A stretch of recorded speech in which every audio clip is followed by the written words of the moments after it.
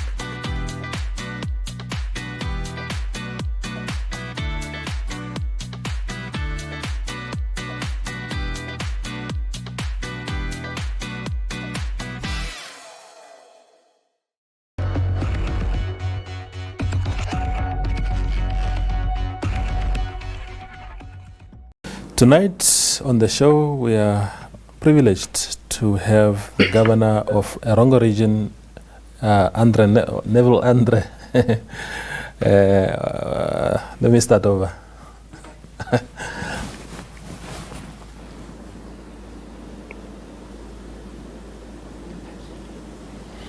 Tonight on the show, we have the governor of Erongo region, Andre Neville, or Neville Andre rather, joining us from Swakopmund to talk to us about his work and everything that is happening in his region.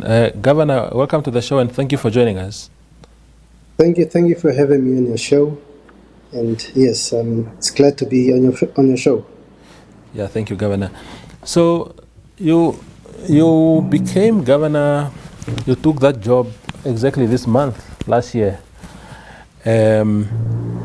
How would you describe the first year in this very big task that President Hage Geingob bestowed on you this time last year? Yeah, in fact, not only is it exactly this month last year, but it's exactly today last year that I started in my new position as the governor of Erongo region. Wonderful. So today, the 15th of April, marks a year in this office. Surely, when I came, I had to get a permit to get into the region when I was appointed, because this region was the epicenter and it was under lockdown. So it started like that, where I was faced with the high numbers of COVID-19 cases, where we also saw that the whole region was under lockdown. There was no movement, or to say restricted movement. There was frustration in the community, where you saw demonstrations taking place because of the circumstances that the people have found themselves. There was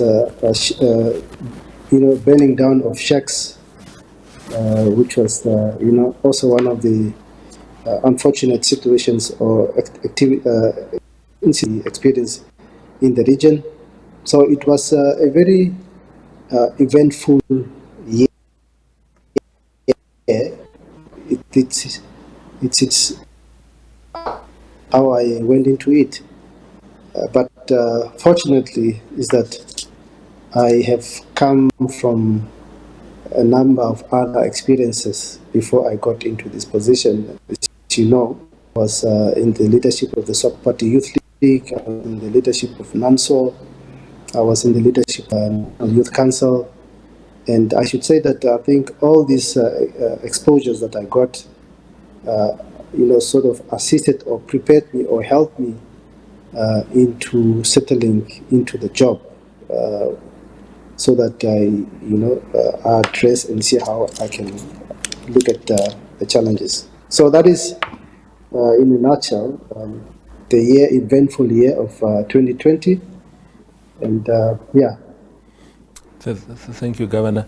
It's good that you mentioned, because that was actually going to be my next question, that what seemed to be a very big jump from, of course, all your youth leadership positions to being given an entire region to manage and to govern. Prior to that, people called you all sorts of names, State House, copy clerk, they called you zombie and all these kind of things, but you seem to have brushed off all these challenges and all this brushing of names to actually lead the region. COVID-19 was, like you stated clearly and truthfully, was actually, your region was the epicenter. Was it baptism of fire that you had to jump into a lion's den, if you like, of that pandemic? And did it prepare you actually to do your job even faster because there was no time to settle in, you had to do things? Yeah, I think, of course, when you come into any job, you face any other challenges. So I'm sure that the problems of COVID-19 did not wait for me to get into the job. It could have also been somewhere else. But like I said, is basically, I went into the job, I came into the job, do what is expected in terms of addressing what is in front of the region. But of course, fortunately, and I believe that one cannot do anything yourself. It is a collective responsibility, and it's an approach by all. It's a team. So, and that is basically, I will not really want to say that I did it, or this first year was done squarely or entirely by myself, but it is the teamwork and the unity that we have in the region that sort of engage the challenges that we have been facing. So I went in this work because of the assistance of the other stakeholders in the region, and that is how the pandemic we sort of had to address it and engage it. Mm-hmm. And I think then also that Governor, when you took over, of course you are one of the youngest governors in the country. You are one of the youngest I don't want to say national leaders, but in some way you are a national leader in your own capacity. I suppose in order to overcome the virus, you had to demand certain things to be done and whatnot. Given the fact that you were only new in the job and you are relatively young, how difficult was it to actually sort of demand to even your principals and others to have things done in order to help the region as far as the virus was concerned? Did you receive some sort of resistance? Oh, he's a young boy, who does he think he is? He's only new here, now he's demanding. What kind of reception did you get when you were demanding some of those interventions? You see, first is that as a governor in the region, I represent the president, and I represent the central government. Now, last year when COVID-19 struck the region, of course, the whole country, it was a state of emergency, and everything basically was addressed in the manner that it is an emergency that needs to be addressed. So, in terms of the needs that we required last year, we sort of took it as an emergency, and government took that decision or direction, and I think it also shows us that, of course, with the assistance of central government, things were much faster to be delivered this side. But one thing I should say is that central government had all the necessary necessary equipments and so on that is needed to this site. It was available, and we use it as an emergency.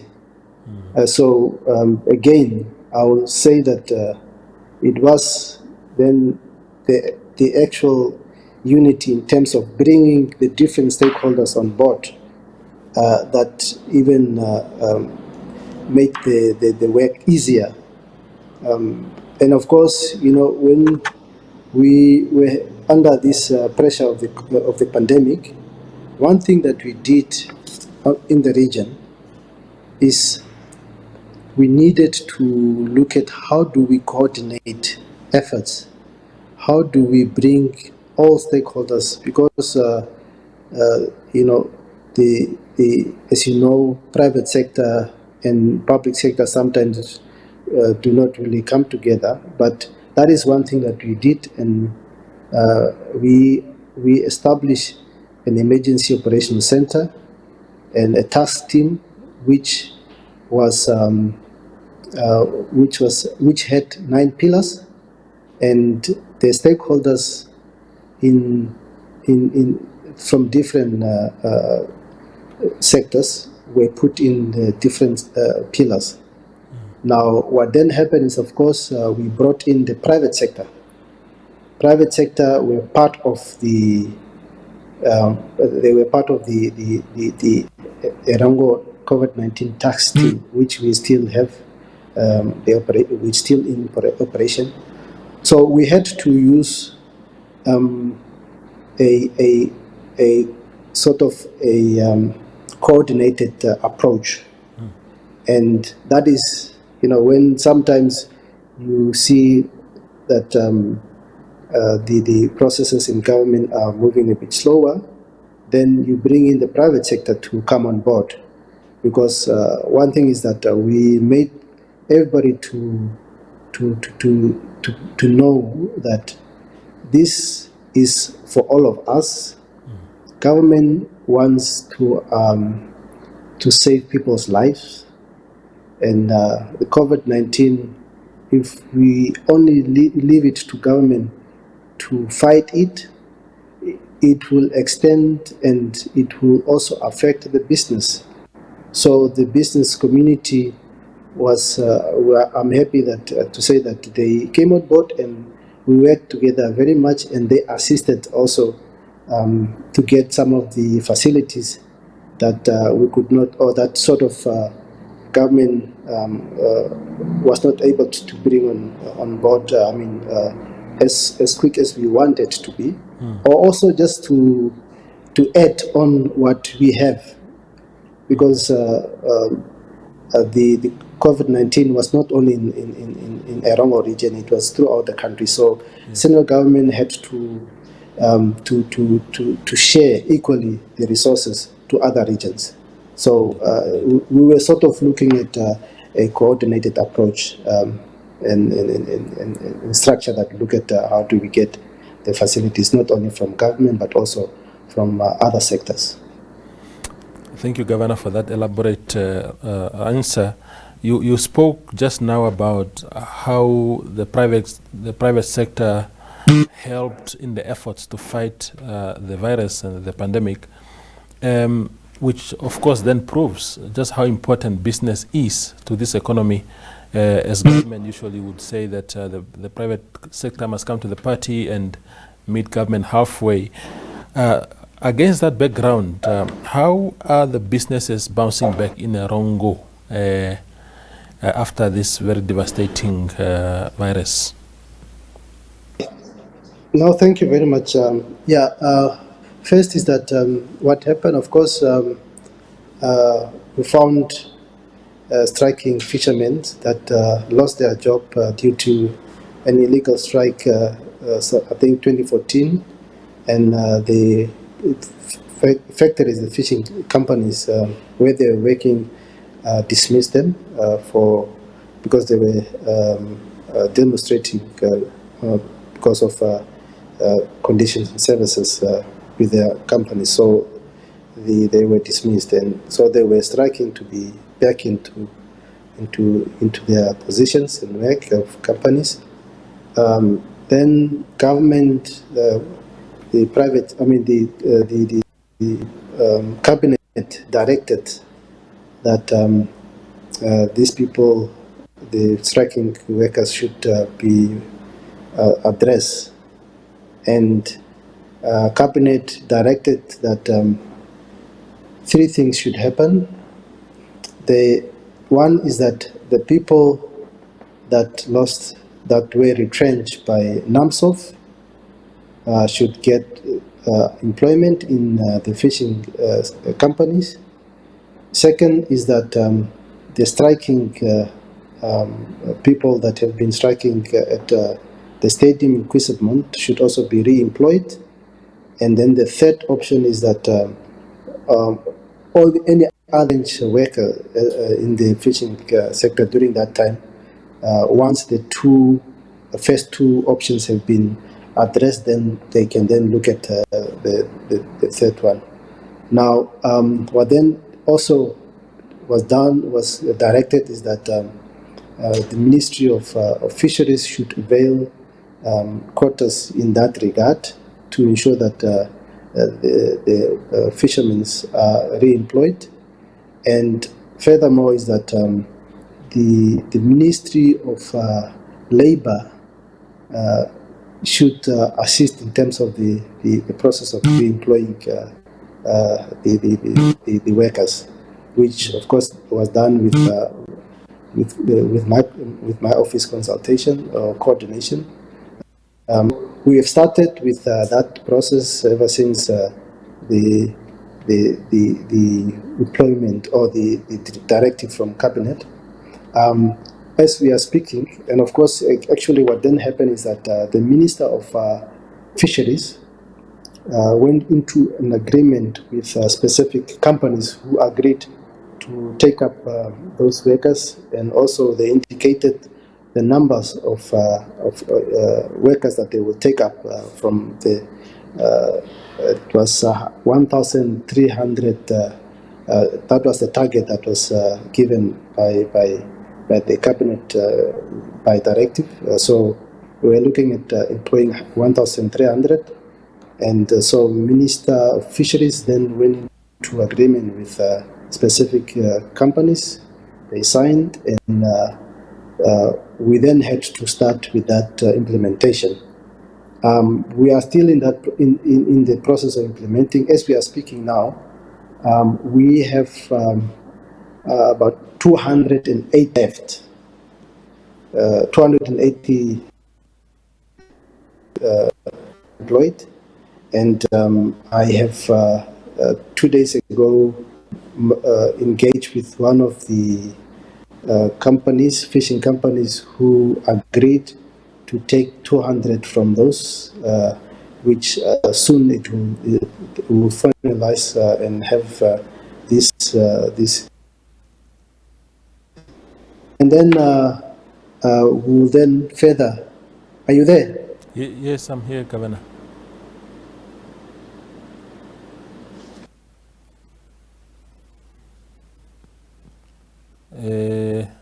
Are you there, Governor?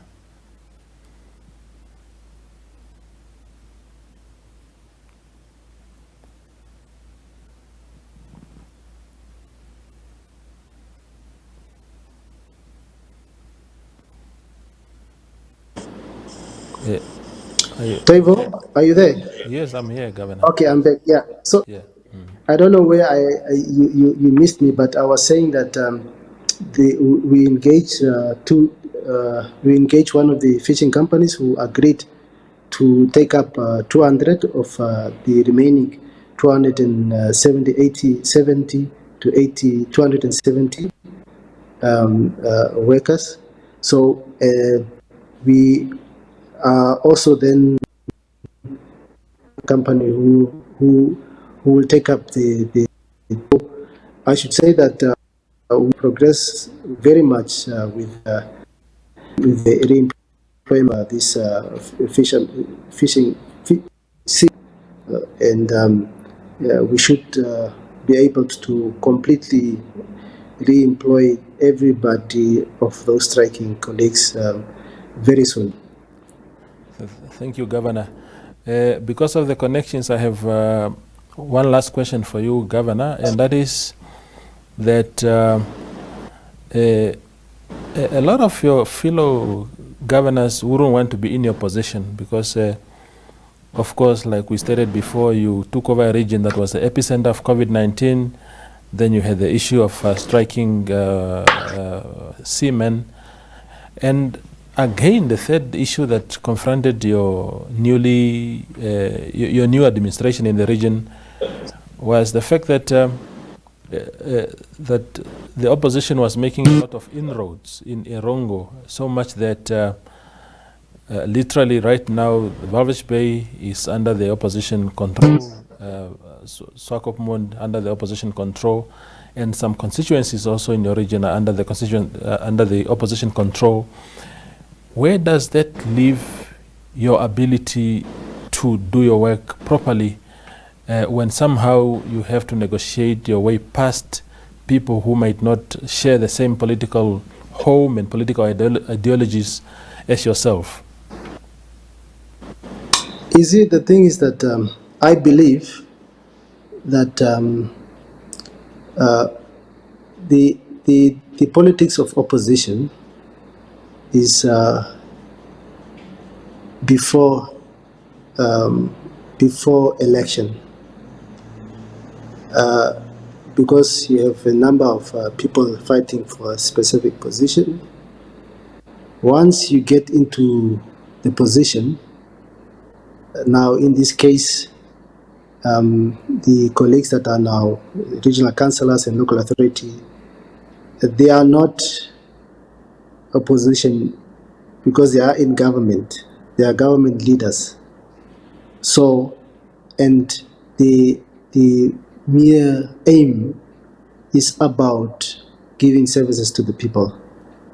So, I'm sure that once you are asking for people's mandate, you ask them because you want to do something.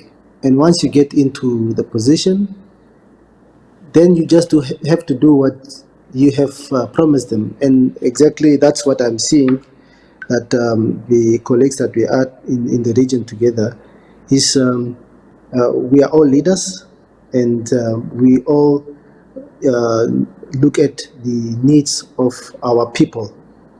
And that is basically also the approach and the relationship that I am working with the colleagues here. As you might know, just after their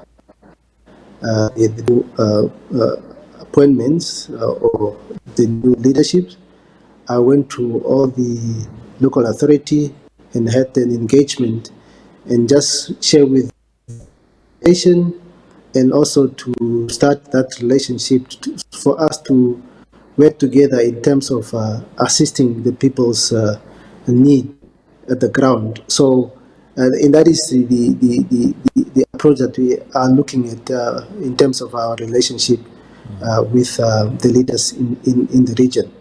And I think for me, is of course, which I always engage, is that we need to help the people. And I've also mentioned that irrespective of which political background they are, our aim and focus should be to develop and bring services to the people, because that is what the people. That is why they are that is why we are all in our positions to help people's life. So we are in a very good relationship with the local region council of councillors in the region, and because we see that the region is for all of us as people of this country, and we need to unite to address the challenges that the people are faced with. Indeed. That version seemed to be collaborated by a few opposition leaders also that we've spoken to in recent months. They say they enjoy a good working relationship with you, Governor. And on that note, I want to congratulate you on the good work that you and the whole of Erongo region has done, especially in the battle against COVID-19. But thank you a lot again, Governor, for joining us today. We will talk again, but keep up the good work.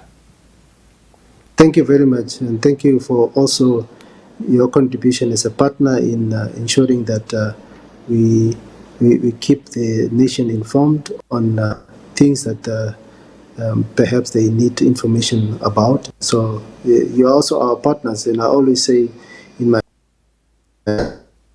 media practitioner or the sector is a very important sector or element in our achievement that we have been experiencing for the past year and going forward. So thank you very much also from your side. Thank you, Governor. That is Governor Neville Andre of Erongo region speaking to us from Swakopmund about his work in the region. Thank you for watching.